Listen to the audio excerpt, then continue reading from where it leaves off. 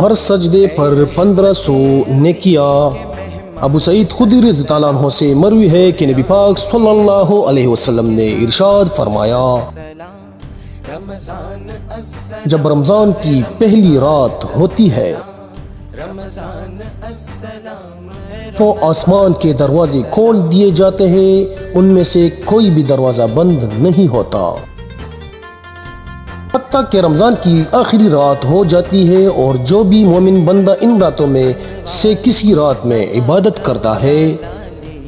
تو اللہ تعالیٰ اس کے لیے ہر سجدہ کے بدلے 1500 نیکیاں لکھ دیتے ہیں، اور اس کے لیے جنت میں لال یاقوت سے ایک گھر بنایا جاتا ہے جس کے بڑے دروازے ہوتے ہیں،